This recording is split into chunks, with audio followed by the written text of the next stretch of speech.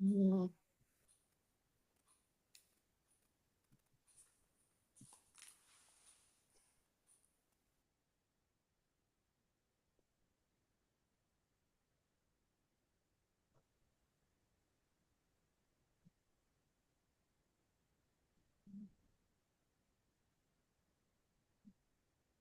Screen தெரியுதான்னு பார்த்துக்கொள்ளுங்க. ஓ, தெரியுது. Good. Right. இது மறைக்கல தானே என்ன? இல்ல. இல்ல. நன்றி. எல்லாருக்கும் வணக்கம். ஆம், நாங்க இப்போ கிட்டத்தட்ட ஒரு 5 வகுப்பு முடிச்சிட்டோம். அந்த 5 வகுப்புல நான் இதுவரைக்கும் பார்த்தது என்னென்று சொன்னால், குயிக்காக போயிடுறேன். இது தொல்காப்பியம் தான் தமிழில் கிடைச்ச முதலாவது இலக்கண நூல் என்றதையும், ஆனால் தொல்காப்பியத்துக்கு முதல்ல பல இலக்கிய நூல்கள் இலக்கண நூல்கள் இருந்திருக்கணும் என்றதுக்கான சில ஆதாரங்களையும் பார்த்தோம். அது மட்டுமல்ல, இது இந்த தொல்காப்பியம் மற்ற எல்லா மொழிகளுக்குமே ஒரு முதன்மையான நூலாக, அதாவது ஈவன் இப்பத்தைய மாடர்ன் லிங்குவிஸ்டிக்கு கூட ஒரு ஒரு எடுத்துக்காட்டான நூலாக இருக்கிறதுன்றதையும் பார்த்தோம். அதை இன்னும் கொஞ்சம் டீட்டெயிலாக சொல்கிறேன். இது ஒரு இலக்கண நூல் மட்டுமில்லை, தமிழர்கள்ல ஒரு அறிவு களஞ்சியம் என்று சொல்லலாம். அல்ல அறிவியல் சயின்டிஃபிக் வியூ ஆஃப் லாங்குவேஜ் என்று கூட சொல்லலாம். இதிலிருந்து நாங்கள் எங்களுக்கு உறுதியாக கிடைக்காதவற்றையும் நாங்கள் அனுமானிக்கக்கூடிய விஷயம் என்னென்றால், தொல்காப்பியத்துக்கு முதலே நிறைய இலக்கண நூல்கள் இருந்திருக்கணும் என்றதை எங்களுக்கு ஊகிக்கக்கூடிய இருக்கு. என்னென்றால் தொல்காப்பியரே அதில் சொல்கிறார். நான் உங்களுக்கு அந்த அட்டவணையை காட்டியிருக்கிறேன். என்பனார் புலவர், நுண்ணதில் அறிந்தோர் செப்புவர் சொல்லி, அப்படி அந்த ஒவ்வொரு டெக்னாலஜி ஒவ்வொரு செக்ஷன்ல இருந்த அறிஞர்கள் சொன்னதாக இவர் சொல்றார். அப்போ அதை வச்சு கொண்டு நாங்கள் இதுக்கு முதல்ல இலக்கண புத்தகங்கள் இருந்தது என்றதை நாங்கள் ஊகிக்கலாம். அதோட அவர் சொல்ற அந்த ஒவ்வொரு அறிஞர்களையும் பற்றி பார்க்கக்குள்ள ஒவ்வொருத்தரும் ஒவ்வொன்றில் எக்ஸ்பர்ட்டாக இருந்திருக்கிறாங்க. அதாவது இப்போத்தைய இருக்க மாதிரியே மாடர்ன் சயின்டிஃபிக் பிரான்ச்சஸ் அந்த நேரத்தில் இப்போ இருக்கு தானே, நியூராலஜி, டெக்னாலஜி, அப்படி வேறு வேறு பிரான்ச்சஸ் இருக்கிற மாதிரி அந்த நேரத்தில் இந்த பிரான்ச்சஸ்கள் இருந்தது என்றதை நாங்கள் அவரோட அந்த தொல்காப்பியத்தில் உள்ள நூற்பாக்களை பார்க்கக்குள்ள எங்களுக்கு அது விளங்குது. இது ரெண்டையும் நாங்கள் அதில் அனுமானிக்கலாம். நான் அந்த மற்ற லாங்குவேஜ்களோட ஒப்புரக்குள்ள நான் உங்களுக்கு சொல்லியிருக்கிறேன்.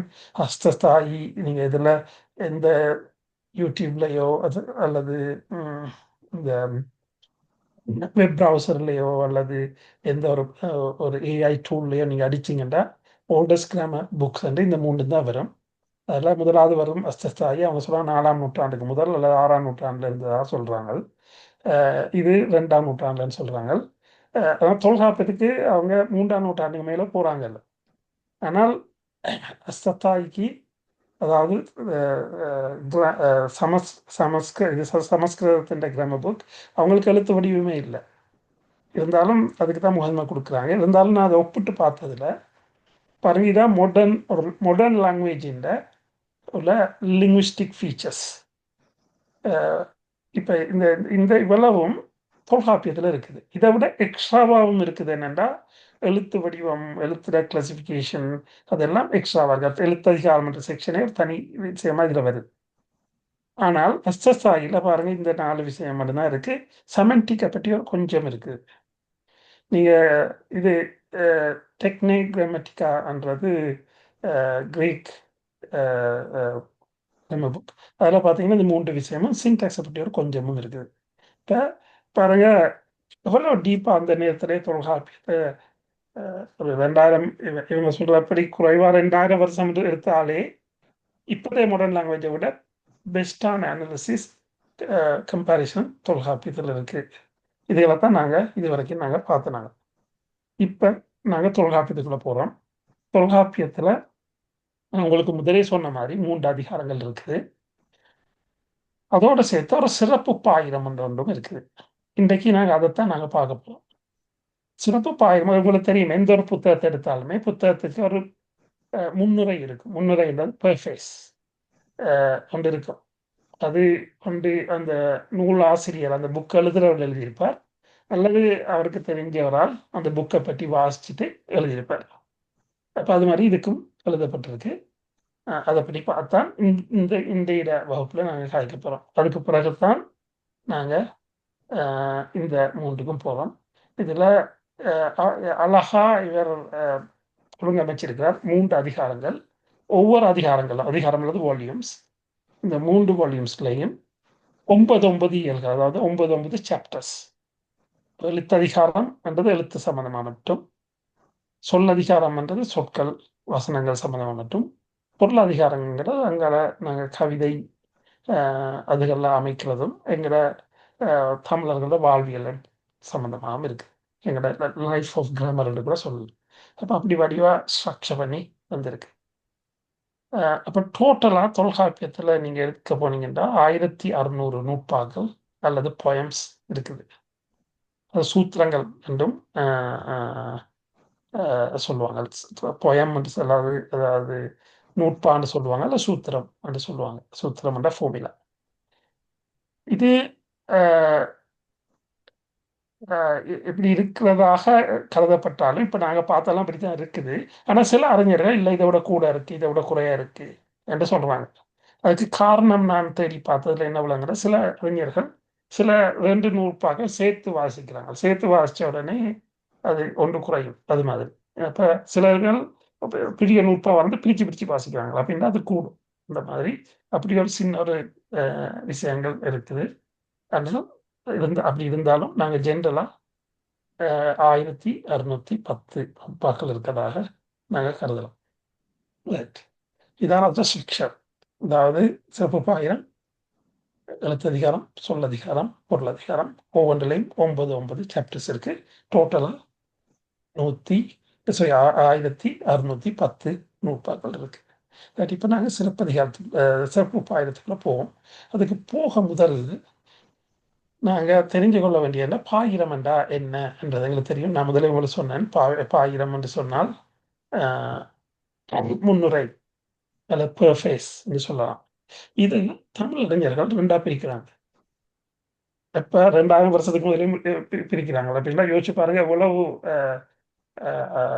பெரிய அறிவியல் மரபு எங்கிட்ட இருக்குது. இந்த 2 ஒன்றை சொல்றாங்க பொதுப்பாயிரம், மற்ற சொல்றாங்க சிறப்பு பாயிரம். அங்கேயும் ஒரு ரூல் போடுறாங்க, சில பேர் மட்டும்தான் சிறப்பு பாயிரம் எழுதலாம், எல்லாரும் எழுத இயலாது. யார் சிறப்பு பாயிரம் எழுதலாம் என்றால், இந்த இந்த இந்த புத்தகத்தை எழுதினவரோட ஆசிரியர், அவருடைய குரு அல்லது அவருடைய டீச்சர் சிறப்பு பாயிரம் எழுதலாம், அல்லது அவரோட படித்த அவருடைய கிளாஸ்மேட் எழுதலாம்.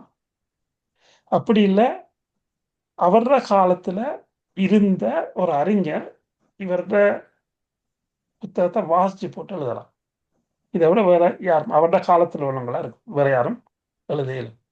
அப்படி ஒரு ரூல்ஸ் ஒன்று வச்சிருக்காங்க. இப்போ சிறப்பு பாயிரம் என்று இருந்துருச்சுன்னு நிச்சயம் அவருடைய குருவாக இருக்கணும், அவரோட ஆசிரியராக இருக்கணும், எழுதினோட ஆசிரியராக இருக்கணும், அல்லது அவரோட பிடிச்ச ஒரு சக மாணவராக இருக்கணும், அவரோட கிளாஸ்மேட்டாக இருக்கணும், அல்லது இந்த அந்த நேரத்தில் இருந்து ஒரு இவரோட காலத்திலேயே வாழ்ந்த ஒரு அறிஞர் இவரோட புத்தகத்தை வாசிச்சவராக இருக்கும்.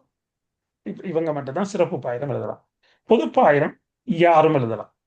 பொதுப்பாயிரத்துல என்ன இருக்குன்னு பார்த்தால், அந்த நூல் இலக்கணம்னா அந்த புக்கை பற்றிய அனாலிசிஸ், அதுல புக்குல என்ன இருக்குது என்ற மாதிரி அது சொல்லப்படும். அல்லது ஆசிரியர் இலக்கணம், அதாவது இது எழுதுறவர்கிட்ட நாலேஜ் என்ன, ஒரு எழுதினவர் எப்படிப்பட்டவர், அவர் என்ன மாதிரி, அவரோட வியூ பாயிண்ட் என்னன்னு அந்த அது சொல்லலாம். இந்த நூலை கற்பிப்பதற்கான இலக்கணம், அதாவது இந்த நூலை நீங்க ஒரு பாடசாலையிலையோ அல்லது மாணவர்கள் படிப்பிக்கிறதா இருந்தால் அது எப்படி படிப்பிக்கணும், இந்த நூலை உள்ள விஷயங்களை என்ன மாதிரி மற்றவங்களுக்கு சொல்லிக் கொடுக்கணும் என்றதை பற்றி எழுதலாம். அல்லது நீங்களா வாசி விளங்கிக் கொள்ள போறீங்கன்னா நீங்க எப்படி அதை வாசி விளங்கிக் கொள்ளணும் இந்த நூலை என்றதை எழுதலாம். இதெல்லாம் இந்த பொதுப்பாயிரத்துல நாங்கள் எழுதலாம். இப்ப இது அந்த நூல் ஆசிரியரும் எழுதலாம், அவரோட இருக்கிற சகமானவரும் எழுதலாம், யாரும் எழுதலாம். இப்போ இப்போ கூட நாங்கள் தொல்காப்பியம் வாசிச்சுட்டு அதுக்கு ஒரு பொதுப்பாயிரம் எழுதுனா அதை நாங்கள் பொதுப்பாயிரம் ஏற்றுக்கொள்ளலாம். இது யாரும் எழுதலாம். ஆனால் சிறப்பு பாயிரத்தில் நான் சொன்ன ஆக்கள் மட்டும்தான் எழுதலாம். அதுல என்ன இருக்கணும் என்றால் அது யார் எழுதுனது என்றது இருக்கணும் கட்டாயம். அதில் ஒரிஜின், புக்கின் ஒரிஜின், ஏன் அந்த புத்தகம் எழுதப்பட்டது, எப்படி அந்த புத்தகம் உருவானது என்றதை பற்றி எழுதணும். மற்றது அந்த புத்தகம் யாருக்காக எழுதப்பட்டது, டார்கெட் ஆடியன் எந்த எல்லையில் உள்ள மக்களுக்காக எழுதப்பட்டது. அந்த நேரத்தில் எல்லை என்ற செய்யாமட்டும் எழுதின உலகம் முழுக்க போகும் இல்லை. அப்போ அந்த அந்த எந்த எல்லைக்கோட்டுக்குள்ள இதை வாசிச்சா அவங்களுக்கு விளங்கும். இந்த சில புத்தகங்கள் சில பேருக்கு வாசிச்சா விளங்காது. ஏனென்று சொன்னால் இப்போ உதாரணத்துக்கு தமிழ்ல உள்ள ஒரு ஒரு சங்க இலக்கியத்தில் வந்து குறிஞ்சி பாடல், கபிலர் எழுதின குறிஞ்சி பாடல், அதை நாங்க வாசிச்சால் எங்களுக்கு ஓரளவு விளங்கும். ஏனென்றால் அவர் சொல்ற அவர் அதில் உள்ள குறிஞ்சி நேரத்தில் உள்ள மரங்கள், பூக்கள், 99 பூக்களை பற்றி கதைக்கிறார். அந்த பூக்கள், காய்கள் அதுகளை பற்றி சொல்லுவார். ஆனால் அது இங்கே உள்ள இங்கிலாண்டில் உள்ள ஒரு ஆளோ சைனாவில் உள்ள ஒரு ஆளுக்கோ அது விளங்கி இருக்கேன்னா அந்த பூக்கள் அங்கே இருக்காது சில நேரங்களில். ஏன்னா அது அந்த புவியியல் எல்லாம் வித்தியாசம். அப்போ அது அங்கே உள்ளவங்களுக்கு மட்டும்தான் விளங்கும். அது மாதிரி அந்த புவியியல் இல்லைன்றது அந்த புத்தகத்துக்கு இம்பார்ட்டன்ட். அப்போ அதை பற்றியும் அதில் இருக்கணும். மற்ற அந்த புத்தகத்துக்கு அந்த பேர் வந்தது, அந்த பேர் அந்த இந்த புத்தகத்துக்கு ஒரு டைட்டில் இருந்துச்சுன்னா அந்த டைட்டில் ஏன் அந்த டைட்டில் கொடுக்கப்பட்டது என்றதையும் எழுதணும். பிறகு இது உங்களுக்கு தெரியும், அந்த காலத்தில் எல்லாமே போயம் ஃபார்மில் தான், கவிதை ஃபார்மில் தான் வரும். அப்போ கவிதையில் எங்களுக்கு 4 விதமான கவிதை இருக்கு. ஆசிரியப்பா அப்படி 4 கவிதைகள் எடுத்து டீப்பாக போகலன்னா அதில் அது எந்த வகையான கவியில் எழுதப்பட்டது என்றது இருக்கணும்.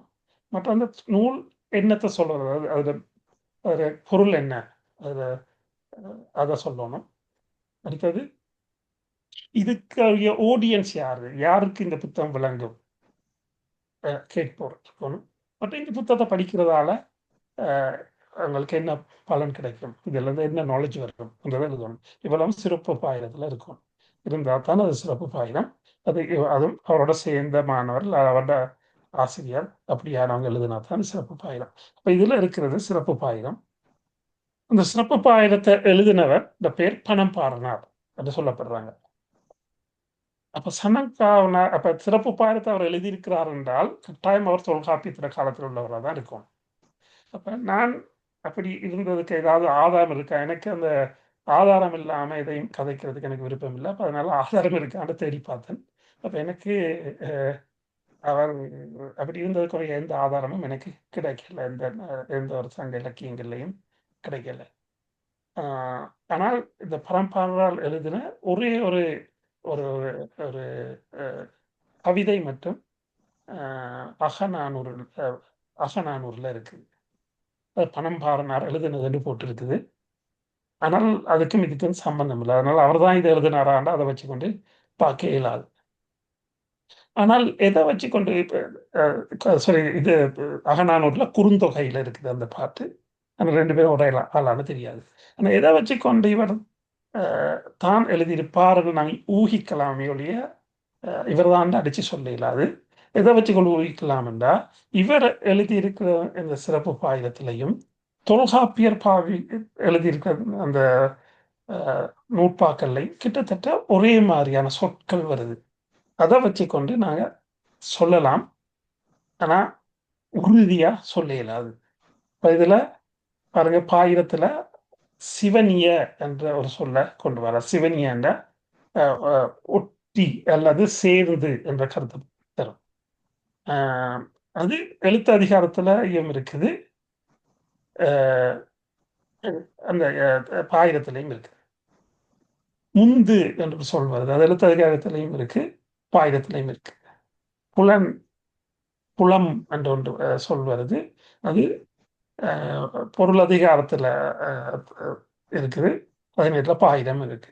போக்கு என்றது சொல் அதிகாரத்தில் இருக்கு, பாயிரத்திலையும் இருக்கு. அவயம் என்பது பொருள் அதிகாரத்திலையும் இருக்கு, பாயிரத்திலையும் இருக்கு. அரில் தப எழுத்ததிகாரத்திலையும் இருக்கு, பாயிரத்திலையும் இருக்கு. தெரித்து பொருளதிகாரத்திலையும் இருக்கு, பாயிரத்திலையும் இருக்கு. அது வரைப்பு நிறுத்த, படிமம். பறைப்பு என்றது பொருளதிகாரத்திலையும் இருக்கு, பாயிரத்திலையும் இருக்கு. நிறுத்த என்றது எழுத்ததிகாரத்திலையும் இருக்கு, பாயிரத்திலையும் இருக்கு. பொரு படிமை என்றது பொருளதிகாரத்திலையும் இருக்கு, பாயிரத்திலையும் இருக்கு. அப்ப இந்த சொற்கள் ஒரே மாதிரி சொற்களை சில இடங்களை பாவிச்சிருக்கிறதால இதை வச்சு கொண்டு நாங்க ஊகிக்கலாமே ஒழிய இவர் அவ அவரோட காலத்தவரா ஆண்டு வேற எந்த ஆதாரமும் கிட்ட இல்லை. ஒன்று இவர் எழுதுவதற்கு சிறப்பு பாயிரம் என்று பெயர் கொடுக்கிறதாலையும், ரெண்டாவது இவரோட சில எழுத்து சொற்கள் அவர் தொல்காப்பிய சொற்களையும் இருக்கிறதாலையும் இதை வச்சு கொண்டு தான் நாங்கள் இவரோட காலத்தை வர நாங்கள் ஊகிக்கலாமே இல்லையா, வேற எந்த சான்றுகளும் இல்லை. ரைட். இனி நாங்கள் சிறப்பு பாயத்துக்குள்ளே வந்தால் இதில் வர்ற அவ்வளோ விஷயங்களும் நான் இந்த புத்தகத்தில் இருந்து வாசித்த விஷயங்கள் தான். இது இன்டர்நெட்டில் ஃப்ரீயாக இருக்குது, நீங்கள் வேணும்னா தேடி வாசிக்கலாம். தொல்காப்பியம் சிறப்பு பாயிரம் இது மட்டுமே நான் நினைக்கிறேன் ஒரு 125 பேஜ், அதை விட கொஞ்சம் கூட இருக்கணும். சிவலிங்கனார் என்றவர் இதை எழுதியிருக்கிறார். நல்ல உரைநடை, நீங்கள் முடிஞ்சால் வாசிப்பார். ரைட். அதோட இது ஒரு ஓலையில் எழுதின ஒரு இப்பத்தைய சதுர எழுத்துக்கூடாக எழுதின சிறப்பு பாயிரம் எனக்கு கிடைச்சது. அதில் படம் ஒன்று இதில் போட்டு வச்சுக்கிறேன். இனி நாங்கள் இந்த சிறப்பு பாயத்துக்குள்ளே வருவோம். இதுதான் அந்த சிறப்பு பாயம். இந்த சிறப்பு பாயத்தை நான் கொஞ்சம் அனலைஸ் பண்ணி தான் உங்களோட கதைக்க போகிறேன். இதில் சில சந்தேகங்கள் இருக்கு, அந்த சந்தேகங்களை உங்களோட உரையாட போகிறேன். என்னன்னா இதில் பாருங்கள், ஆகிடை என்று இருக்குது. ஏன்னா சில புத்தகங்கள்ல யாயிடை என்று இருக்கு. அப்ப ஆயிடை என்று சரியா, யாயிடை என்று சரியா என்றதையும் நாங்க டிஸ்கஸ் பண்ணணும். இதை விட நான் என்ன செய்யறேன், இதை டிஸ்கஸ் பண்றதுக்காக இதை ஒவ்வொன்றையும் பிரிச்சு பிரிச்சு பார்க்க போறேன். இந்த முதல் 3 வரிகளும் ஒன்று என்று அதை அடுத்து ரெண்டாவது 3, இந்த வரிய 2, அடுத்து 3, இது 4, 5, 6, 7, 8, 9, 10, இப்படி 10 பிரிவா ஒவ்வொரு சொற்களா ஒவ்வொரு இந்த பிரிவா எடுத்து நாங்க இப்ப பார்ப்போம். முதலாவது வடவெங்கடம், தென்குமரி, ஆயிடை, தமிழ் கூறு, நல்லுலகத்து என்று சொல்லுவாங்க. இப்ப இங்க எங்களுக்கு வடவெங்கடம் என்றா என்ன, தென்குமரிண்டா என்ன, ஆயிடை இடை என்றா என்ன, அல்லது இடை இல்லாட்டி நம்ம சொல்லுவோம் யா இடை என்றா என்ன, தமிழ் கூறு நல்லுலகம் என்ன என்றதை பார்ப்போம். இதுல நல்லுலகம் என்ற நல்ல உலகம், அது தமிழ் நேரடி எங்களுக்கு வழங்குது. தமிழ் கூறு என்றால் தமிழ் கதைக்கு நல்ல உலகம், அதாவது தமிழர்கள் நல்லவங்க இருந்திருக்கிறாங்க, அந்த அந்த அந்த அவங்க வாழ்ந்த பிரதேசத்தை அவங்க வாழ்ந்த பிரதேசம் என்று சொல்லப்படுது. தமிழ் கூறு நல்லுலகம் வந்து இங்க டிஃபைன் பண்றான் எந்த இடம் என்று. வடவெங்கடம், தென்குமரி என்று சொல்றாங்க. வடவெங்கடம் என்று சொன்னால் இப்ப இதைத்தான் இந்தியான்னு எடுத்துக்கொண்டீங்கன்னா, இந்தியால தென்குமரி என்றது இந்த பகுதி, இந்த இடத்துல வச்சுக்கொள்ளுங்க. வடவெங்கடம் என்று சொன்னா இந்த பகுதியில் இருக்கிற மலைப்பிரதேசம், இந்த இடம். அப்ப இந்த இந்த இந்த இதுக்கும் இடைப்பட்ட பகுதியை தான் தென் வட இது வடவெங்கடம், இது தென்குமரி. இந்த பகுதியில் தான் தமிழர்கள் வாழ்ந்தாங்க என்பதை நாங்க நேரடியா விளங்கிக் கொள்ளலாம். ஏனென்றால் அதில் அவர் சொல்றார் ஆயிடை என்றால் 2க்கும் இடைப்பட்டது என்று நாங்கள் கருதலாம். இடை இந்த 2க்கும் இடைப்பட்டதுன்னு நாங்கள் சொல்லலாம். யாயிடை என்றால் அதுக்கு வேற கருத்து இருக்கு. அப்ப அந்த யாயிடை என்றதை நாங்க பார்ப்போம். அது பார்க்க முதல்ல இந்த இதை எடுத்தோம்னா வடவெங்கடம், தென்குமரி, ஆயிடை என்றதை மட்டும் நாங்கள் எடுத்தோம்னா இது சம்பந்தமான ஒரு 3 கருதுகோள் இருக்கு, 3 ஹைபோதீசிஸ். எங்களுக்கு எக்ஸாக்ட்லியா தெரியாது. அதான் முதலாவது நான் என்ன சொல்றாங்கன்னா, குமரி முனையிலிருந்து வெங்கடமலை வரை அதுதான் இது, இதுல இருந்து இவ்வளவு. அப்ப அங்க உள்ள ப்ராப்ளம் என்னன்னு சொன்னால், இது தென்குமரி நீங்க எடுத்துட்டீங்க, பிறகு இங்க இருந்து இதை வெங்கடம் என்று சொன்னால் ஒரு லைன் கேருனா இப்படிதான் வருது. அப்ப இந்த காலத்தை பக்கத்தை பற்றி கதைக்குது இல்லை. அப்ப நாங்களா கற்பனையில ஒரு கோடை போட்டுக்கொண்டு இப்படி இதுக்கு கீழே அவ்வளவுதான் தமிழ் என்று கருதுவோம். அப்ப யாரும் அப்படி ஒரு எல்லையை சொல்ல மாட்டாங்க. இந்த இந்த மூலைக்கும் இந்த மூலைக்கும் இடையில என்று சொல்ல மாட்டாங்க. இப்ப இதை முழுவதையும் சொல்லணும்னா அவங்க இந்த பிரதேசம் சேர்த்து சொல்லுவோம். உங்களுக்கு புரியும் நினைக்கிறேன். இங்க என்றால் அப்படி பார்க்க போனால் இப்ப இது ஒரு மலை, இங்க ஒரு மலையும் இங்க ஒரு மலையும் இருக்குதுன்னு சொன்னா இதுலயும் நிறைய மலைகள் இருக்கு. ஏன் அதுகளெல்லாம் நான் சொல்லல என்பது ஒரு doubt. அதனால இப்ப சில புத்தகங்கள்ல இப்படி இப்ப இது ஒரு புத்தகம், இந்த புத்தகத்துல இப்படிதான் போட்டிருக்காங்க பாருங்க, இந்த இடமும் சரியா இதுல இருந்து இங்க இந்த லைனும் உண்டு. ஆனா இது ஒரு முனை, இது ஒரு முனை என்ன இப்படி கோடு இப்படி போடலாம், அது சாத்தியம் இல்லை. அதனால அஹ், எனக்கு அந்த முதலாவதை நான் ஏற்றுக்கொள்ளல. அதான் இருக்கணும். உங்களுக்கு புரியும்னு நினைக்கிறேன். புரியாட்டி நீங்க என்னை நீ படிக்க வைக்கலாம். அடுத்து அந்த குமரி முனை என்னதான் நாங்க பார்த்தோம். இப்ப குமரி கோடு என்று ஒரு சொற்பதம் இருக்குது. இது குமரி முனை, குமரி கோடு. கோடு என்றா மலை. அப்ப குமரி மலையிலிருந்து வெங்கடமலை வரைன்னு சொல்லலாம். என்றால் நீங்க ஒரு ஒரு ஒரு யாருக்கும் ஒரு ரூட் சொல்லக்குள்ள நீங்க சொல்லலாம். இப்ப உதாரணத்துக்கு முதலாவது பஸ் ஸ்டாப்ல இருந்து 5வது பஸ் ஸ்டாப்ல சொல்லுவீங்க. அல்லது நீங்க பார்க்குற முதலாவது மரத்துல இருந்து நீங்க அப்படி போனீங்கன்னா ஒரு தூரத்துல இருக்க இன்னொரு பெரிய மரம் வந்து அது 2 ஒரே மாதிரி ஒன்றை தான் ஒப்பிட்டு சொல்லுவீங்க. அப்ப இங்க குமரி முனை என்றது ஒரு மலையா இல்லை. அஹ் இந்த இடத்துல ஒரு இந்த இடத்துல மலை இல்லை. ஆனா இது மலை. அப்ப ஒன்றும் சும்மா ஒரு ஒரு இந்த ஒரு மலை இல்லாத ஒரு கடற்கரை பிரதேசத்தையும் இதையும் ஒப்பிடுறதுக்குரிய சான்ஸ் குறைய. அப்ப அதனால சில பேர் குமரி மலையும் அந்த வெங்கடமலையும் இருக்கலாம் என்று சில பேர் கருதுறாங்க. அப்ப அந்த குமரி மலை இருந்ததா அங்க எங்க எங்க போயிட்டது என்று பார்த்தால் எங்கள சங்க இலக்கியங்கள்ல சொல்லப்படுது. அஹ் இப்ப இருக்கிற இந்த இந்தியாவும் இப்ப இருக்கிற இந்த இந்தியாவும் இலங்கையும் சேர்த்து இதோட இன்னும் கொஞ்சம் கூடுதலான பிரதேசம் சேர்த்து ஒரு பிரதேசம் இருந்தது. அந்த பிரதேசத்துல குமரிக்கோடு என்று சொல்லி ஒரு மலை இருந்தது. அது அப்படியே தண்ணிக்குள்ள போயிட்டது. இப்ப அப்ப அந்த அதைத்தான் அவர் சொல்லியிருக்கிறார் என்று சொல்லி சில பேர் எங்களுக்கு சொல்றாங்க. அப்ப அதுக்கு அவங்க வைக்கிற விளக்கம் என்னன்னு சொன்னால் இப்படி ஒரு படத்தை கொண்டு வராங்க. இந்த பாருங்க, இது இந்தியா, இது இலங்கை, அதோட சேர்த்து இந்த இங்க மடகாஸ்கர், இங்க ஆஸ்திரேலியாவும் சேர்த்து ஒரு பிரதேசம் இருந்தது. அதுக்கு பேர் குமரிக்கண்டம். அப்ப இங்கத்தான் அந்த குமரிக்கோடுன்ற ஒரு மலை இருந்தது. அப்ப அந்த மலையையும் இதையும் இங்க உள்ள இந்த இந்த இடத்துல உள்ள மலையும் தான் அவர் சொல்றார் என்று சொல்றாங்க. ஆனா நாங்க மெரீன் பாலாஜி கூடாக மெரீன் ஜியாலஜி கூடாக அனலைஸ் பண்ணி பார்த்தா இவ்வளவு பெரிய கண்டம் உண்டு அப்படி தண்ணிக்குள்ள போனதாக எங்களுக்கு இந்த ஆதாரங்களும் கிடைக்கல. ஆனால் ஒரு சின்ன பகுதி போயிருக்கலாம், இது மாதிரி ஒரு சின்ன பகுதி போயிருக்கலாம். ஆனால் இவ்வளவு பெரிய இடம் போனதுக்கான ஆதாரங்கள் எங்களுக்கு இல்லை. அப்ப அதனால நாங்க இந்த இதையும் ஏற்றுக்கொள்ள முடியாது, என்னால் ஏற்றுக்கொள்ள முடியாது என்றால் எனக்கு அதுக்கான ஆதாரம் இல்லை. அப்ப நான் முதல்ல சொன்ன மாதிரி அவ்வளவு பெரிய இடம் இல்லாட்டியும் ஒரு ஒரு பகுதி போயிருக்கு. அப்ப நான் குமரி நிலப்பரப்பு என்றும் அந்த மலைத்தொடரை நான் என்ன சொல்றேன்டா, இந்த இந்த மலைத்தொடர் இப்ப இங்க இங்க சரி இப்ப இந்த இதோட சேர்த்தோட பகுதி இருந்தது. அவர் இந்த மலையை சொல்லல, இங்கால ஒரு விந்திய மலை என்று சொல்லி ஒரு மலைத்தொடர் இருக்கு. அந்த மலைத்தொடரா இருக்கலாம் என்று சில பேர் கருதுறாங்க. ஏன்னா இந்த முழு இந்தியாலயம் அவர் வாழ்ந்ததுக்கான, தமிழர்கள் வாழ்ந்ததுக்கான அடையாளம் இருக்கு என்று சொல்லி சில பேர் கருதுறாங்க. அப்ப அப்படியும் இருக்குமா என்று பார்த்தால் அதுவும் எனக்கு தெரியல. ஆனா இந்த இந்த அஹ், இந்த ஆயிடை நாம யாயிடை என்று பார்த்தால் நான் யா அண்டா என்னன்னு தேடி பார்த்தேன்.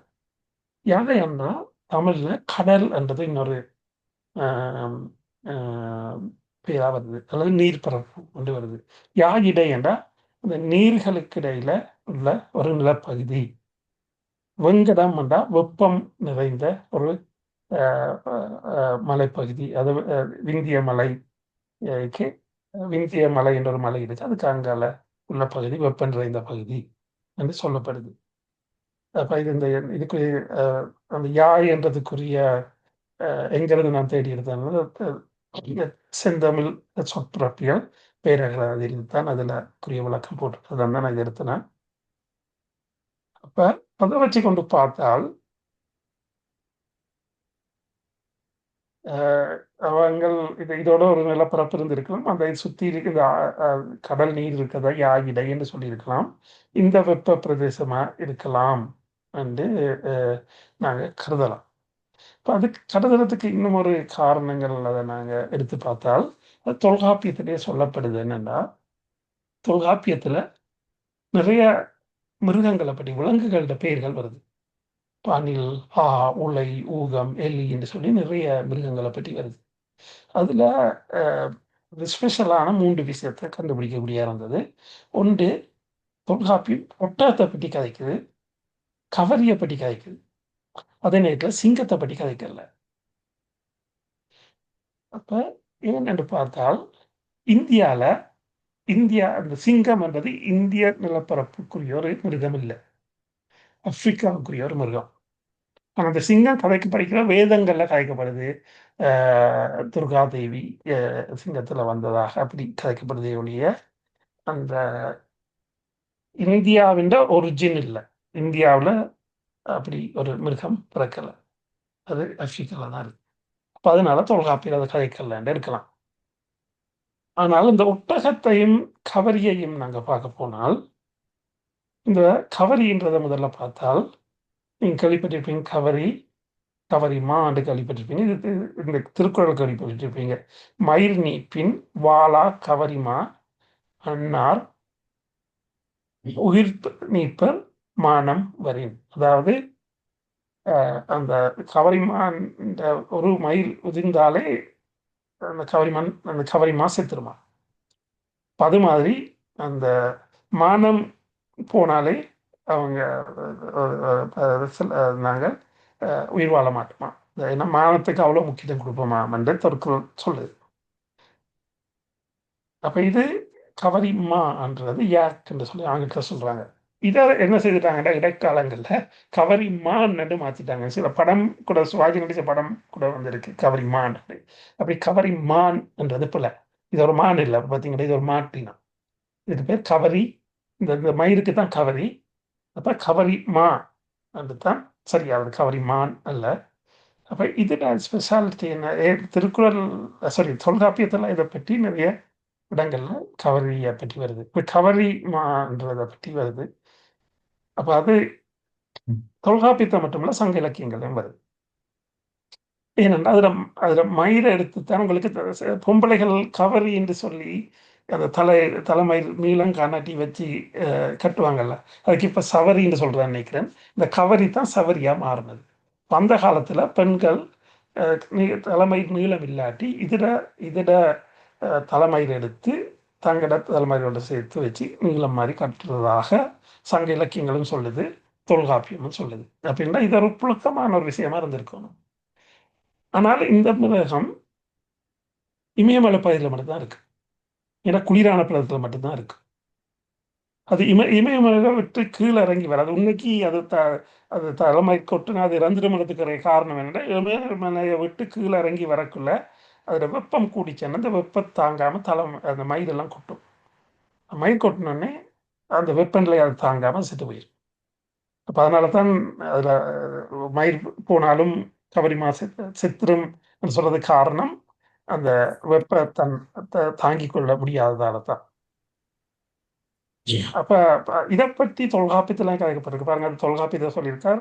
அதில் இந்த கவரின்ற இளம் பருவத்துக்கு கன்று என்றும், அதில் பெண் பால பிணை என்றும், ஆண் பால ஏறு என்றும் அல்ல ஒருத்தல் என்றும் சொல்லப்படுறதாக தொல்காப்பியம் சொல்லுது. இப்போ இவ்வளவு டீட்டெயிலாக தொல்காப்பியம் அதை பற்றி கதைக்குது.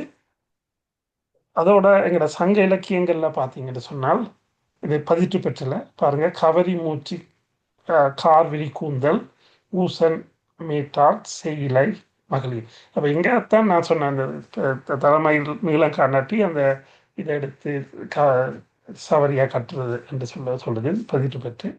இதை விட உங்களுக்கு தெரியும் அந்த சவரி வீசுறன்னு சொல்லுவாங்க, இந்த பாருங்க இந்த இதில் வீசுறாங்க, அது அந்த இதில் மயிரில் தான் செய்யுது, அதனால தான் அதுக்கு சவரி என்று பேர்.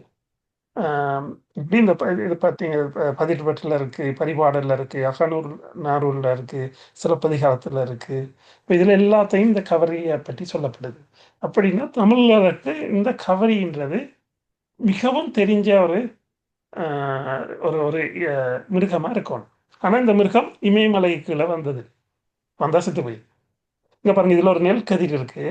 இந்த நெல் கதிர் அவங்க சொல்றாங்க அந்த கவரிட இந்த தோல் வந்து பாருங்க, இந்த இது மாதிரி இருக்குதுன்னு சொல்லி அந்த கவரி செந்நெல் காய் தலை சொரிய.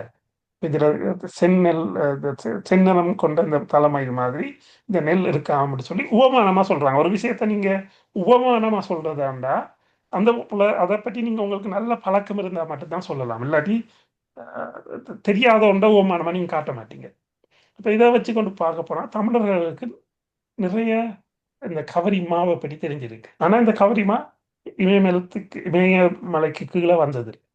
அதனால அந்த பகுதிகளிலையும் அந்த பகுதியிலையும் தமிழர்கள் நிறைஞ்சி வாழ்ந்திருக்கிறாங்க. வாழ்ந்த காலங்களில் இந்த மாதிரி சங்க இலக்கியங்கள் அங்கிருந்தும் இயற்றப்பட்டிருக்கு. அந்த அதைத்தான் நாங்கள் இப்போ வாட்சி கொண்டிருக்கோம்ன்றது எங்களுக்கு விளங்குது. அப்படின்னா தமிழர்கள் அந்த வெங்கடமிட மலைக்கு அங்கால வாழ்ந்தாங்கன்றது அதில் இதை வச்சு கொண்டு நாங்கள் ஓரளவுக்கு ஊகிக்கலாம். அதே நேரத்தில் இந்த ஒட்டகத்தை எடுத்து பார்த்தோம் என்றால் இந்த ஒட்டகத்தை பற்றியும் நிறைய இருக்கு. இந்த ஒட்டகம் உங்களுக்கு தெரியும், பாலைவனத்தில் மட்டும்தான் இருக்கு. தென்னிந்திய பகுதியிலேயே இல்லை, அங்கெல்லாம் ராஜஸ்தான் பகுதியில் இருக்கு கூடுதலா. அங்கே பாரசீகம், அதாவது ஈரான் ஈராக் பக்கம் தான் கூடுதலா இருக்குது. இந்த ஒட்டகத்தை பற்றியும் நிறைய தொல்காப்பியத்தில் சொல்லப்பட்டிருக்கு. கவரியும் காரமும், இது கவரியை பற்றி, ஒட்டகம் அவற்றோடு ஒரு வழி நிலையும். அந்த இந்த இந்த கவரி மாதிரியே தான் ஒட்டகமும் இருக்குமா. அந்த ஒட்டகம் என்றதுக்கு ஒட்டகம், குதிரை, கழுதை, மலை இவை பேட்டை என்னும் பெயர் கொடைக்குரிய. அதாவது ஒட்டகம், குதிரை, அழுத, மறை, இந்த மூன்றுக்கும் அதுல பெண்ணுக்கு பேட்டை என்று சொல்றதா என்று சொல்லப்படுது. அப்ப இதுலையும் அதில் இளமை பருவத்தை நாங்கள் டீட்டெயிலாக பிறகு பார்ப்போம். அதில் இளமை பருவத்தை பற்றி சொல்லுது, பெண் பெண் ஒட்டத்துக்கு என்ன சொல்றதுன்னு சொல்லுது, ஆண் ஒட்டத்துக்கு என்ன சொல்றதுன்னு சொல்லுது. அப்போ இதையும் டீட்டெயிலாக தொல்காப்பியம் கதைக்குது. அப்போ அவருடைய காலத்தில், தொல்காப்பிய காலத்தில் இது இதோட தமிழர்கள் புழக்கத்தில் இருந்திருக்காங்க என்று எங்களுக்கு விளங்கு. இதை விட நீங்கள் சிறும ஆற்றுப்படை எடுத்தீங்கன்னா, இப்போ இதில் இந்த மரக்கட்டையை பாருங்க, அதான் அவர் சொல்றாரு என்ன இந்த இந்த இந்த கவிதையில, பனி நீர் படுவின் பட்டினம் படரின் ஓங்கு நிலை ஒட்டகம் துயில் மடிந்தன் வீங்கு திரை கொணர்ந்த விரை மர கிரகின் என்று சொல்றார். அதாவது இந்த கடற்கரையில இப்படி இந்த இந்த மரக்கட்டைகள் இப்படி காஞ்சி போய் இருக்கும் என்றால் அது மாதிரி இந்த ஒட்டகம் படுத்திருந்தா இருக்குமா. பாருங்க, இந்த ஒட்டகம் இப்படி படுத்திருக்கல, இதை தக்கட்டு பார்த்தீங்கன்னா இதையும் இந்த ஒட்டகம் படுத்திருக்க மாதிரி இருக்கு சொல்லி அவன் இந்த கடல்ல இப்படி அடிச்சு கொண்டு வந்த மரக்கட்டைகள் இப்படி கிடக்கிறது தூரந்துப்பாக ஒட்டகம் படுத்திருக்கிற மாதிரி இருக்குது என்று சொல்லி சொல்றான். பாருங்க, இந்த படத்துல நான் தேடி எடுக்க உண்மையிலேயே அது மாதிரியே இருக்குது. இது திருமணாற்று படையில இருக்கு. இது இப்போ 2000 வருஷத்துக்கு முதல்ல எழுதப்பட்டது. அப்ப இந்த ஒட்டகத்தோட இவ்வளவு நெருக்கமா பழகி இல்லாட்டி இது எப்படி படுக்குது, இதுக்கு இதுக்கு உதாரணமா வருது என்று உங்களால சொல்ல இயலாது. அப்ப அந்த பாலைவன பிரதேசங்கள்லையும் தமிழர்கள் இருந்திருந்தபடியே தான் இது மாதிரி கவிதைகள் எங்களுக்கு எழுதக்கூடிய இருக்கு. அது இதுவும் ஒரு உபமானமா தான் சொல்றாரு. அப்ப அது எங்களுக்கு வளமையா தெரிஞ்ச ஒரு விஷயமா இருக்கணும். இதோட இன்னொரு இன்ட்ரெஸ்டிங்கான ஒரு விஷயம் என்னென்றால், இது அகநானூறுல வந்து உறும்பொறை உணங்கு தத்தர் வல் அன்பும் கடுக்கால் ஒட்டகத்து நல்கு பசி தீர்க்கும் கல் நெடுங்கவலையும் கானகம் நீத்தீர் அம்மா அறிவை ஒழிய. என்றால் என்ன சொல்றதுன்றா, சில நேரங்கள்ல இந்த ஒட்டகம் கணநாள் சாப்பிடாம இருந்துச்சு என்றால் இந்த பாலைவனங்கள் எப்படி காஞ்சி போயிருக்கிற இந்த இந்த மிருகங்கள் செத்து அதோட எலும்புகள் இப்படி காஞ்சி போயிருக்கும், இப்ப கையால தொட்டாலே உதிர்ந்து போய். அப்படியான இந்த எலும்பையும் இந்த ஒட்டகம் சாப்பிடுவோம். சரியான பசி வந்தால் அதுக்கு வேற எதுவுமே சாப்பாடு கிடைக்காட்டி இந்த எலும்பை அது சாப்பிடுமாம், காஞ்சி இருக்கிற எலும்பை சாப்பிடுமாம் என்று சொல்லி இந்த கவிதையில அகனா சொல்றா. இது அகநானூர்ல வருது. மருதன் இளன் நாகனார் என்றவர் எழுதுனது. அப்ப அந்த அந்த அந்த எலும்புகளை தொட்டா உதிர்ந்து போயிடும். அப்ப அது ஒட்டகம். ஒட்டகம்ன்றது எங்களுக்கு பொதுவாக ஹெர்பிவோரா, அது அது மிருகங்களை சாப்பிடாது, அது தாவரங்களை தான் சாப்பிடும். அப்போ எலும்பை சாப்பிடும்ன்றது உண்மை இல்லை தானே. அவர் சும்மா எழுதியிருக்காரா என்று நான் தேடி பார்த்தேன். பார்த்தால் அது உண்மை. Camel eat dry bones when they extremely hungry. The behavior is called ostrophagy. Phagy என்று சொல்லப்படுது. அப்போ மாடர்ன் சயின்ஸ் ஏற்றுக்கொள்ளுது ஒட்டகமாக சாப்பிட மாட்டேன். அப்போ இதை பாருங்க, 2000 வருஷத்துக்கு முதல்ல ஒரு புலவர் எழுதியிருக்காரு. அப்படின்னா இந்த ஒட்டகத்தோட அவங்க வாழ்ந்திருந்தாதான் இதை எழுதியிருக்கலாம். அப்படின்னா இதை வச்சு கொண்டு பார்த்தால் எங்கட வடவெங்கடம் தென்குமரி ஆயிடை என்றது, தென்குமரி என்றதை நாங்கள் இந்த இந்த பகுதியில் இதில் இன்னும் கொஞ்சம் சேர்த்து ஏற்றுக்கொண்டாலும் எங்களுக்கு இங்கேயும் போகுது, இங்கேயும் இந்த எல்லா பகுதியிலையும் தமிழர்கள் சேர்ந்து வாழ்ந்தாங்க என்றதுக்குரிய ஒரு விளக்கம் வருது.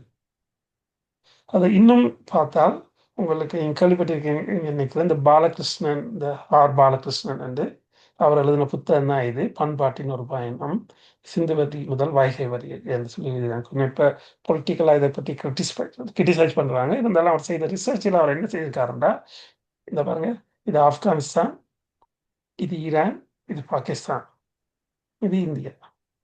இங்கே போய் அவர் ஒரு பேர் சொல் ஆய்வுன்னு சொல்லி ஒன்று நடத்தியிருக்கார். அங்குள்ள ஊர்ல பெயர்கள் எல்லாத்தையும் எடுத்து அனலைஸ் பண்ணியிருக்கிறார்.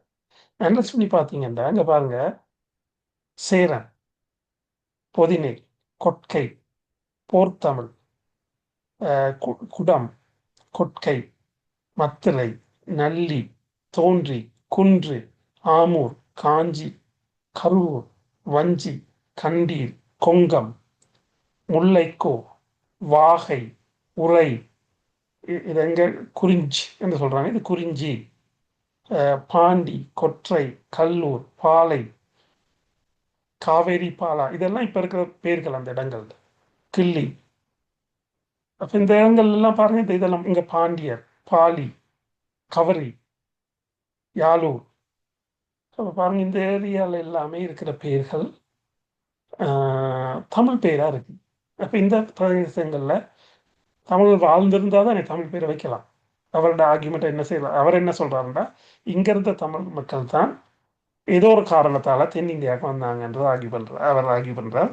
அதை பல தமிழர்கள் மறுக்கிறாங்க. அவங்க என்ன சொல்றாங்கன்னா, இங்க இருக்கிற நேரத்தில் அங்கேயும் இருந்திருப்பாங்க என்று சொல்றாரு. ஏன்னா இந்த ஏரியாலாம் சிந்துவெளி பிரதேசங்களா இப்ப இருக்குது. நீங்கள் வச்சுக்கொண்டு நாங்கள் என்ன சொல்லலாம்னா, தமிழர்கள் இந்த பிரதேசத்தில் வாழ்ந்ததால தமிழர் பிரதேசம் ஒரு சின்ன இடம் அவங்க சொல்ற மாதிரி இல்லை, பெருசா இருந்திருக்கு என்று நாங்கள் சொல்லலாம். அதற்கு இன்னொரு ஆதாரம் என்னன்னா, இங்க பாருங்க, இதெல்லாம் நாங்கள் தமிழ் மொழியிலிருந்து பிரிந்திய அடுத்த மற்ற மொழிகள், தெலுங்கு, மலையாளம், துளு, கன்னடம், கடுவா, இது மாதிரி.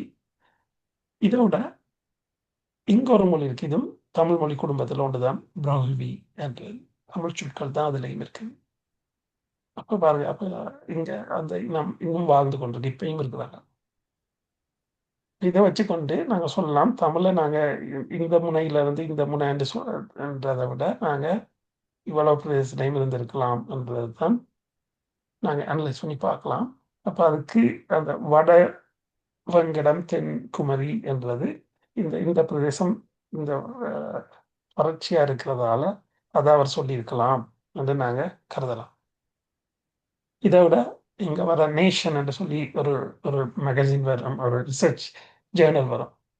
அந்த ஜேர்னலும் என்ன சொல்லியிருக்காங்க, சிந்துவெளியில் இருந்தவங்க திராவிட மொழி தமிழ் மொழி பேசினவங்க தான் சொல்லி சயின்டிஃபிக்காக அனலைஸ் பண்ணியிருக்காங்கன்னா அவங்களோட பட்களை வச்சுக்கொண்டு அதில் அனலிசிஸ் செய்திருக்காங்க. அதுக்கு ஒரு ரிசர்ச் பேப்பர் தான் இது. நீங்கள் இன்டர்நெட்டில் ஃப்ரீயாக இருக்குது, இன்ட்ரெஸ்ட் ஆட்கள் எடுத்து வாட்சி பார்க்கலாம். இப்போ இதை வச்சு கொண்டு பார்த்தால் நாங்கள் எங்களோட பிரதேசம் தமிழர்கள் இந்த பகுதியிலையும் வாழ்ந்திருக்காங்க. இது இமயமலை பகுதி, இந்த பகுதியிலையும் வாழ்ந்திருக்கிறாங்க. இது தான் இப்போ இருக்க பாகிஸ்தான், அந்த அந்த பகுதியெல்லாம் வாழ்ந்திருக்காங்க. அப்போ எங்கட எல்லை இவ்வளவு பெருசாக இருந்துதான் இப்போ குறுகி குறுகி இந்த இந்த ஒரு பிரதேசமாக மாறி எங்களுக்கு இந்த ஒரு பிரதேசமாக வந்திருக்கு என்றதை நாங்கள் இதில் வந்து உணர்வோம். இப்போ இது தான் அதனால் அந்த வடவங்கடம் தென்குமரி ஆயிடை என்பதுக்கு இப்போ சொல்கிற புத்தகங்கள் கருத்துக்களை ஏற்றுக்கொள்ள முடியாது. இதுக்கு வேற மீனிங் இருக்கணும் என்றது தான் என் ஆர்கியூமெண்ட். அப்போ இதை வச்சுக்கொண்டு நான் என்ன சொல்ல வரேன்டா, இதை பற்றி இன்னும் நாங்கள் நிறைய ஆய்வு செய்யணும். இதே ஒரு பிஹெச்டி ரிசர்ச் மாதிரியே செய்யலாம்.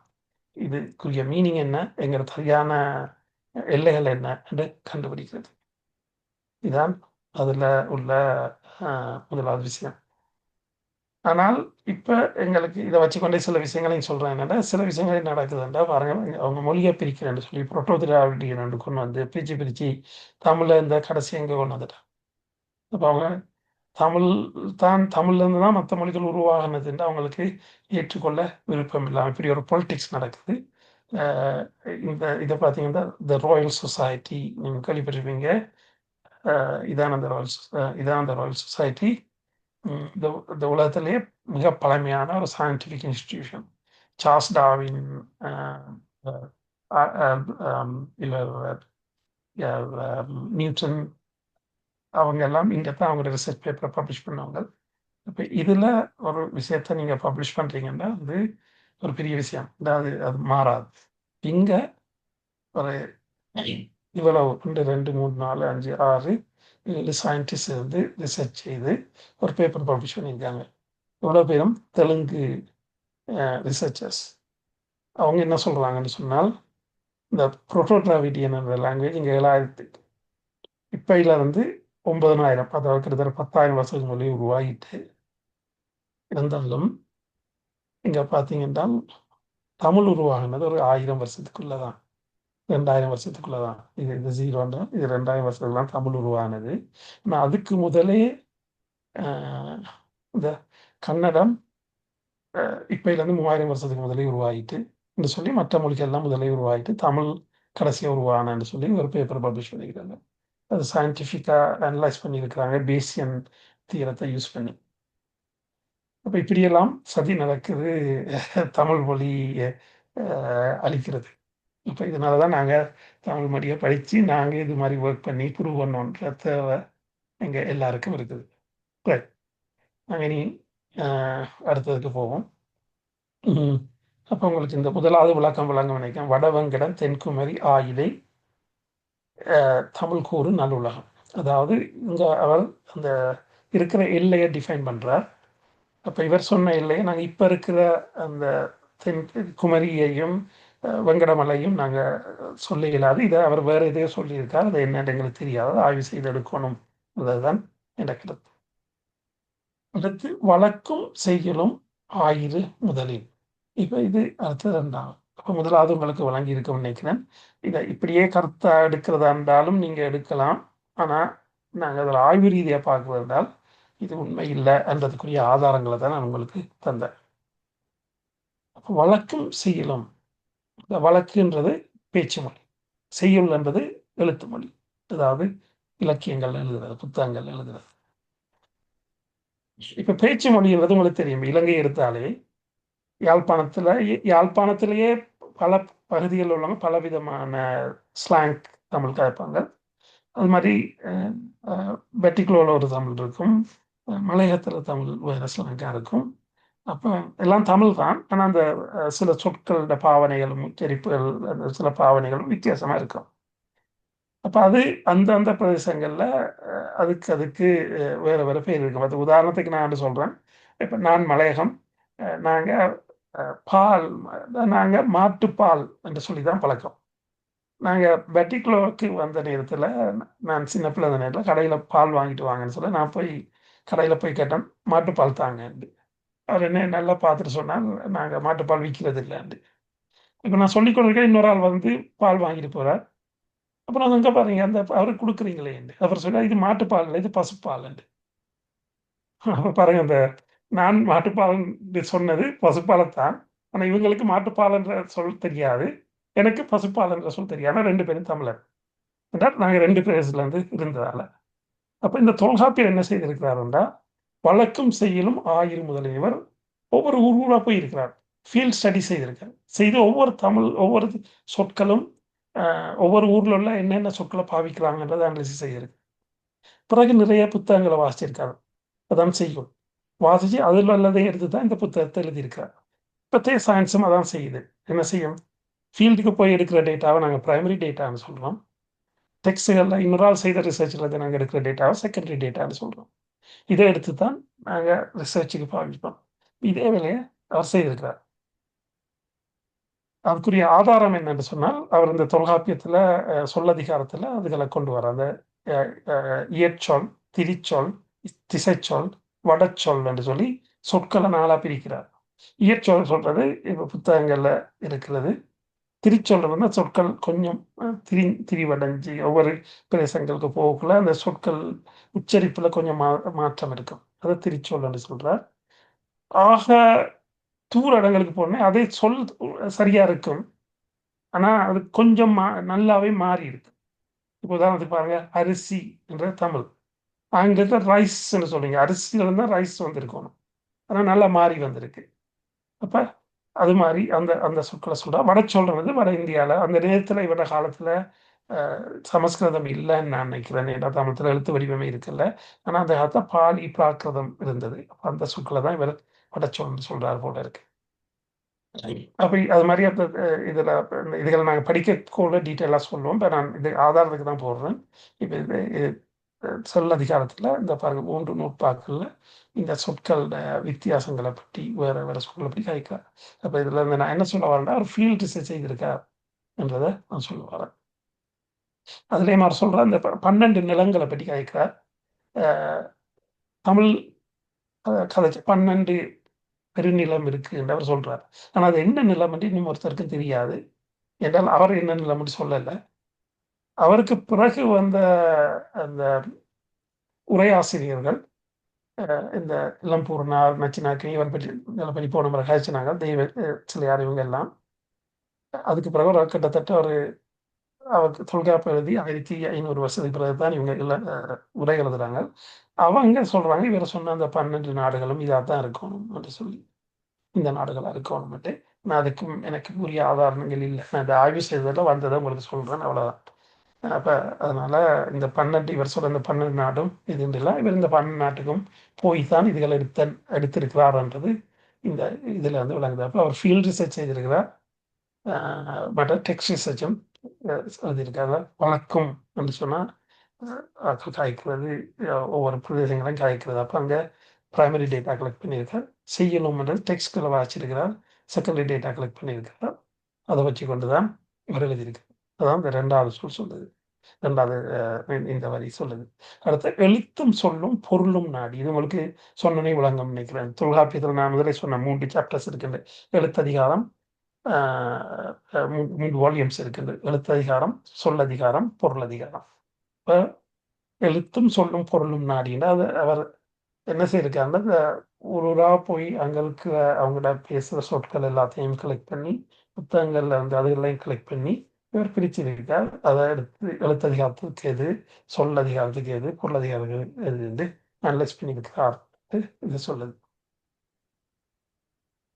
அது உங்களுக்கு தெரியும். இதான் அந்த அந்த பிரிவு. இப்போ இது உங்களுக்கு விளங்கியிருக்கும். வட வெங்கடம் தென்குமரி ஆயிடை நல்கூற தமிழ் கூறு நல்லுலகத்து வழக்கும் செய்யலும் ஆயிரு முதலின் எழுத்தும் சொல்லும் பொருளும் நாடி என்றது விளக்கம் உங்களுக்கு விளங்கியிருக்கும் நினைக்கிறேன். அடுத்து இந்த 4வது செந்தமிழ் இயற்கை சிவனிய நிலத்தோடு முந்து நூல் கண்டு முறைப்பெற எண்ணி. இப்போ இது என்னன்னு பார்ப்போம். சிவனிய என்றால் அதோட மீனிங் என்னென்னா பொருந்திய, நான் சொன்ன ஒட்டி ஒட்டி இருக்கிற. அப்போ சிவனிய செந்தமிழ் இயற்கை சிவனிய நிலத்தோடு என்றால் அவங்களுக்கு அந்த விளங்கணும். அந்த நல்ல தமிழ் இயற்கையிலேயே உருவாகின நல்ல தமிழ் இருக்கிற அந்த நிலம் என்ற அந்த அந்த அந்த பகுதியின் ஒட்டி இருக்கிற, அதாவது அந்த நிலத்துல சேர்ந்து இருக்கிற முந்து நூல் கண்டு என்று சொன்னா இந்த நிலத்திலேயே உருவாக்கப்பட்ட செந்தமிழ் இருக்கிற அதே நிலத்துல உருவாக்கப்பட்ட சில புத்தகங்கள் இருக்கு. அந்த புத்தகம் முந்து நூல் இதுக்கு இவர் எழுதுறதுக்கு முதல் உள்ள நூல்கள். அப்ப இவர் ரிஃபர்ஸ் பண்ணியிருக்கார், வேற புத்தகங்களை ரெஃபர் பண்ணியிருக்காரு இதுல முந்து நூல் கண்டு. அதுவும் வேற அங்கங்கிருந்து வரல, அந்த தமிழ் பகுதியிலேயே இருந்து எடுத்த புத்தகங்கள் என்று சொல்றார். கண்டு முறைப்படி எண்ணி, அதை வாசிச்சது மட்டும் இல்ல, அதை வடிவா அனலைஸ் பண்ணி முறைப்படி எண்ணி அனலைஸ் பண்றார் என்று விளங்குது எங்களுக்கு. ஏன் நான் இந்த அருத்தி விருத்தி சொல்றேன் என்றால், உங்களுக்கு நான் முதலே சொன்னேன், இந்த தொல்காப்பியரை ஒரு ஒரு வட இந்தியர் என்றும் ஆரியர் என்றும் சொல்றதுங்க இருக்காங்க. சமஸ்கிருதத்துல அப்படியே அவர் காப்பி பண்ணி தான் இங்க எழுதியிருக்கார். அப்போ தொல்காப்பியம்ன்றது இயற்கையா இவரா தமிழ் இலக்கியம்ன்றது இப்படி உருவாக்கப்பட்டது இல்லை, அது வடமொழியிலிருந்து வந்ததுனால நிறைய கதைகள் இருக்கு. ஆனா இதை வச்சுக்கொண்டு நாங்க ப்ரூவ் பண்ணலாம். அவரே சொல்றாங்க, பணம்பாரமே சொல்றார், தமிழ் நிலத்துல உள்ள புத்தகங்கள்ல இருந்து வாசித்து தான் இதை அனலைஸ் பண்ணியிருக்கிறார் என்று என்று இதுல இருந்து விளங்கிக் கொள்ளலாம். அப்ப இதுக்கு முதல்ல புத்தகங்கள் இருந்தான்னு கேட்டா, இந்த மயிலசி வெங்கடசாமி ஒரு புத்தகம் எழுதிதான் மறைந்து போன தமிழ் நூல்கள். அதில் இது மாதிரி சில புத்தகங்கள் அவர் சொல்லியிருக்கிறார். இது மாதிரி நிறைய கொடுத்துருக்கேன், நான் கொஞ்சம் தான் போட்டிருக்கேன். முதுநாரை, முதுகுருகு, இது மாதிரி புத்தகங்கள் இருந்து அழிஞ்சதாக அவர் சொல்றார். அப்ப அதை வச்சு கொண்டு சொல்காப்பியத்தை வச்சு கொண்டு நாங்கள் பார்த்தா அதுக்கு முதல்ல இருந்திருக்கார், முதல்ல புத்தகங்கள் இருந்திருக்கின்ற எங்களுக்கு விளங்குது. அப்ப இந்த புத்தகத்தை வச்சு பார்த்தாலும் முதல்ல இருந்து புத்தகங்கள் அழிஞ்சதாகவும் எங்களுக்கு தெரிய வருது. அப்ப இதான் இந்த 4வது வரி. அடுத்தது நாங்க முறைப்படி எண்ணி என்றது இதோட பார்த்துட்டு முடிப்பேன், இந்த டைம் ஆகுது. முறைப்பட எண்ணிட்டு அவர் அனலைஸ் பண்ணியிருக்கிறார். புலம் புகுந்தோனே பொருட்போக்கரு பண்ணுவர். புலம் என்றது அதுக்கு அடுத்த விளக்கம் வேண்டாம், இலக்கணம், டெஃபினிஷன்ஸ் அல்லது கிராமர் என்று சொல்லலாம்.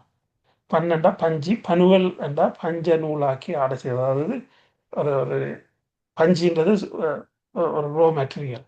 அந்த மெட்டீரியலை வச்சுக்கொண்டு ஒரு உடுப்பா ஒரு துணியை உருவாக்குறது ஒரு பெரிய ப்ராசஸ்.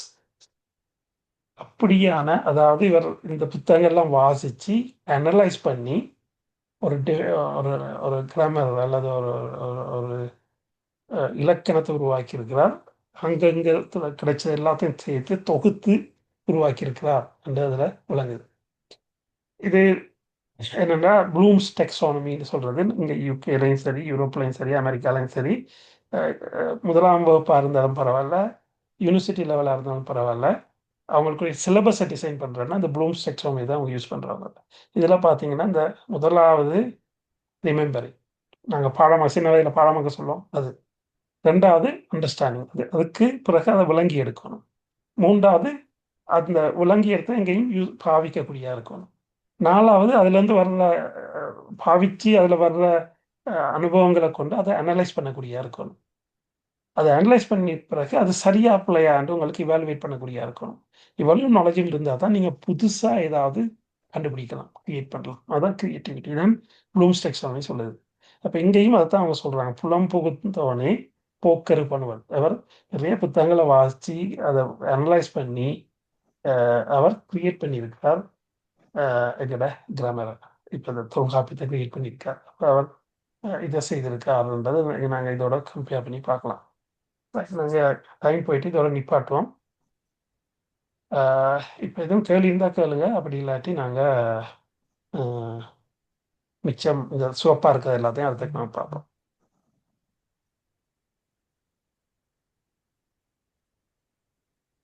இல்லை டாக்டர், இந்த நான் இந்த